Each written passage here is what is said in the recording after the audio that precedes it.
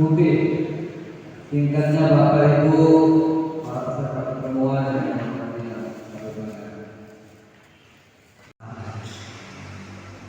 selawat dan salam senantiasa tercurahkan kepada junjungan alam Nabi besar Muhammad Sallallahu Alaihi Wasallam. Pak Sekdis, sesuai namanya Jumat Salam itu untuk menjumpai masyarakat dan sedapat mungkin bisa menyelesaikan aneka persoalan yang ada di masyarakat. Yang lebih utama sekarang ini Bapak Ibu sekalian, permasalahan-permasalahan yang ada di masyarakat kita tetap kita harus menjaga. Yang pertama, sekarang ini kita sebentar lagi akan melaksanakan pesta demokrasi, yaitu pemilihan umum untuk memilih presiden, memilih DPR RI, DPD, DPRD, provinsi dan kabupaten. Harapan Pak PJ Gubernur di dalam kita melakukan pesta demokrasi ini, bagaimana kita bisa tetap menjaga kondusivitas. Jadi kami hadir ini walaupun dari dinas koperasi bukan membawa nama dinas koperasi, tapi membawa nama pemerintah provinsi negara. Kita nanti nggak saling terus dan bisa menjaga kondusivitas masyarakat. Nah ini jangan sampai dari ini pilihan kalau berbeda, tetapi mengembangkan kebersamaan kekeluargaan dan kebijakan. Yang pertama. Yang kedua, terkait dengan acara ini, PJ Gubernur juga mengingatkan kepada kita semua betapa pentingnya kita harus keluar dari namanya garis kemiskinan. Sekarang lebih dikenal dengan kemiskinan ekstrim. Jangan sampai masyarakat kita ini bisa terjaga. Kita harapkan bagaimana dengan kita keluar, termasuk di dalamnya adalah bisa kita mencegah perkawinan di beberapa wilayah. Karena kalau terjadi perkawinan itu lebih dekat kita kepada angka stunting. Hari ternyata masyarakat kita masih banyak yang terjerat dengan rokok,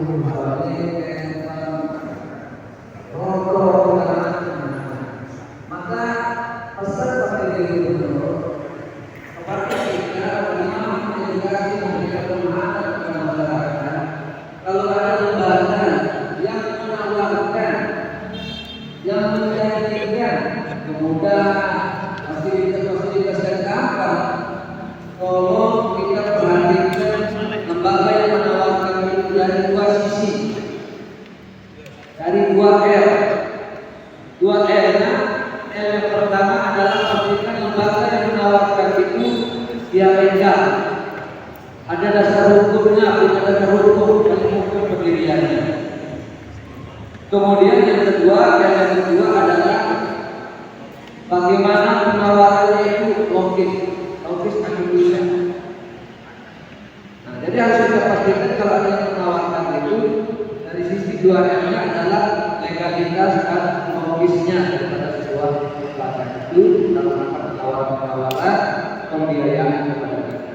Nah, oleh karena itu harapan kami mudah-mudahan di Desa Kalijaga ini sudah ada koperasi, baik koperasi yang dikelola secara konvensional maupun koperasi yang dikelola dengan pola syariah. Apalagi sekarang ini kan kita akan menuju ke kawasan agama riba, kemudian produk-produk halal. Maka mari kita untuk ubah dan usaha negara kita untuk terus kita dorong. Kalau kami lihat tidak berbeda dengan yang menjadi program provinsi, kami pun di kabupaten ada program prioritas yang harus dilaksanakan oleh pemerintah dalam jangka pendek ini. Itu yang pertama terkait dengan stunting. Jadi pemerintah juga perlu bagaimana stunting itu bisa ditekan, bisa diturunkan 2024 ini bisa terdaftar 80%. Kemudian juga angka kemiskinan sendiri juga nomor 1 semuanya termasuk di wilayah kita ini itu juga menjadi atensi juga diharapkan pada pemerintah dan bersama-sama dengan masyarakat bagaimana kita bisa menurunkan standar menjadi 0%. Kemudian juga yang ketiga pada program ini adalah mewujudkan semua pelayanan di saat tahun ini Timur akan membangun semua pelayanan jadi seperti pelayanan tapi lebih dapat pelayanan sesuai dengan aktivitas. Nah, kalau yang mau usulkan di sini yaitu kami selaku forum kader yaitu kurang lebih 105 anggota di sini. Kami ingin sekali membentuk koperasi perempuan khususnya forum kader di Desa Kalijaga ini. Dan mudah-mudahan dari Bapak Ibu sudi kiranya membina kami gimana trik-trik kami nanti untuk membuat koperasi perempuan di desa kami ini. Itu saja nih. Yang kedua yaitu kebetulan di desa kami yaitu ada sejenis persatuan ibu-ibu di dusun yaitu semua dusun yaitu ada BKMP yaitu baik hampir 50%. Alhamdulillah BKMP ini sangat menguntungkan sekali bagi ibu-ibu khususnya yang kerja bangunan karena di sini yaitu BKMP itu program dari PTA Andalusia Islamic Center yang digagas dulu oleh Bapak PBB kita saat dia menjadi gubernur. Jadi di sini sudah alhamdulillah jalan sekali BKLB-nya dan tidak punya pinjam 2 juta kembali 2 juta dan tidak ada bunga di sini. Dan yang ketiga karena di sini Kalijaga merampas sekali bang rontoknya khususnya Kalijaga dan pada umumnya di dusun Tia itu sampai masyarakatnya yaitu hilang atau bercerai sama suaminya gara-gara bang rontok itu. Bagaimana juga solusinya? Ataukah kami minta per dusun untuk membuat koperasi dusun yaitu supaya cakupan kami di akar rumput lebih mengenal itu supaya masyarakat kita di masing-masing dusun ada untuk bernaung itu khususnya Bu. Sekian cuma ini yang bisa yang sampaikan kepada dinas koperasi yang ada pada hari ini. Sekian, wassalamualaikum warahmatullahi wabarakatuh. Nilai tambahnya akan bertambah signifikan. Tidak hanya itu, saya dulu waktu belum PNS ini pernah jual kerupuk loh Pak tadi. Jadi untungnya itu 30% lebih kerupuk. Benar, sama dengan kuliner makanan 30% lebih ke atas untungnya. Apalagi sudah punya langganan banyak. Tinggal sekarang bagaimana nanti Pak Kades sama Pak Kapale gimana caranya untuk melatih pengusaha kerupuk semua yang ada di Desa Kalijaga ini. Mungkin satu dusun gitu ya. Nanti teknisnya kita serahkan sama Pak Kapale. Apakah akan mengambil 1-2 orang untuk dilatih atau mendatangkan tenaga pelatihnya di sini? Nanti beliau yang akan menjawab. Untuk itu, ini Pak Kadis mohon langsung dijawab oleh Pak Kapale.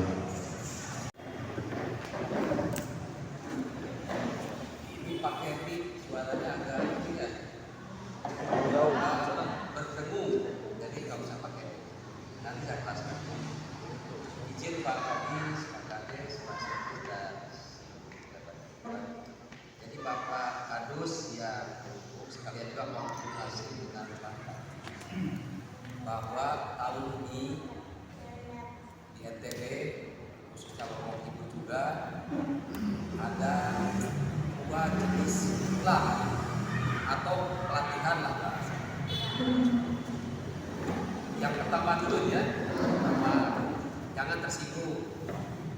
Yang pertama Pak Kades bahwa tahun ini ada diklat untuk mereka-mereka yang kurang beruntung atau bahasa yang agak sedikit yang miskin. Enakan kata-kata kurang beruntung. yang di sini kan ada 3 kategori atau 3 desil. Yang pertama memang mereka sakit berat, usianya masih muda, 40, 45, tapi stroke atau sakit yang lainnya nggak bisa apa-apa. Dilatih pun tentu nggak bisa. Itu bukan wilayah kita, itu wilayah dinas sosial, dinas karantina. Nah, ada desil yang kedua, miskin, masih bisa diberdayakan. Ada iklannya. Istilah sekarang kemiskinan ekstrim. Sangat tidak beruntung. Sekaligus konfirmasi dengan Pak Kadis, kami tawarkan ada 2 jenis. Yang pertama, suratnya mungkin sedang di perjalanan Pak Kadis, bisa diklatnya dilakukan di sini di Lombok Timur. Nanti terserah kebijakannya Pak Kadis. Misalnya dipusatkan di desa mana, nanti para pesertanya bisa berdatangan, tapi jangan terlalu jauh Pak Kadis supaya tidak kan Lombok Timur jauh gitu. Misalnya saja di salah satu pesantren di sini dipusatkan. Nah, mereka yang kan ya sekitar itu. Tetapi datanya harus yang masuk di dalam kategori P3KM itu ada sebanyak 60 orang. Tapi kalau yang iklan yang saya sebutkan tadi, yang paling banyak uangnya menurut saya pribadi sebenarnya di bidang jasa. Dan sekarang ada kesempatan di bidang jasa, ada 2. Jasa itu seperti tukang potong rambut, tukang cukur. Modalnya gunting, kaca, kaliper, tapi bisa menghasilkan uang banyak. Nggak akan beli lagi, mungkin beli lagi tahun depannya. Jadi nanti ada Pak Kadis, ada iklan cukur atau pasar lainnya iklan barbershop. Dan itu setelah dilatih, insya Allah bisa buka di kampung-kampung laris. Dari praktekan di Bali, di Jawa, di tempat saya di Garut, kampung saya termasuk kampung cukur, kaya tukang cukur, laki-laki itu bukan salon, ya, barbershop itu. Nah itu ada kesempatan, bisa juga setiap kami datang Jumat Salam, kalau berminat saya kasih kuota atau kasih jatah, nanti habis ini kan kita komunikasi minimal 5 orang. Itu yang dipusatkan di sini. Nah model yang kedua, dari sini datang ke Mataram ke tempat Balai Diklat Presiden. Bisa juga diklat seperti itu yang diklat yang banyak uangnya, potong rambut sama pijat ini juga ada diklatnya, ada pijat